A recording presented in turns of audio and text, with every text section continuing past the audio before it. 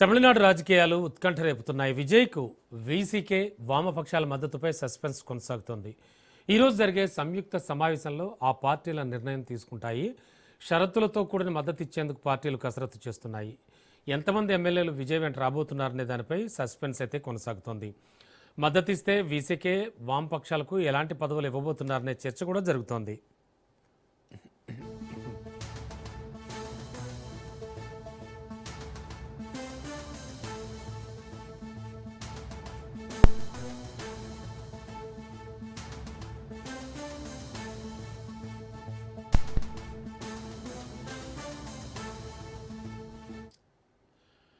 మరోవైపు డీఎంకే అన్నాడీఎంకే కలవబోతున్నాయనే ప్రచారం జరుగుతోంది.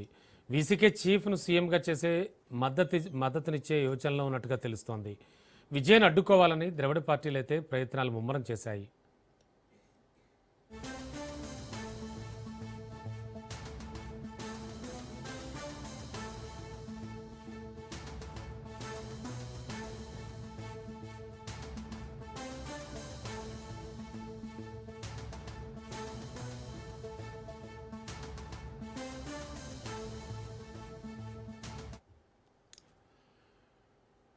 ఇక డీఎంకే అన్నాడీఎంకే కలయికపై విజయ్ పార్టీ కొత్త వ్యూహం రచిస్తోంది. ఆ రెండు పార్టీలు కలిస్తే మూకుమ్మడి రాజీనామాలు చేయాలని నిర్ణయించినట్లు తెలుస్తోంది. ఇక నేడు తమిళనాడులో కాంగ్రెస్ నిరసనలు తెలుపుతోంది.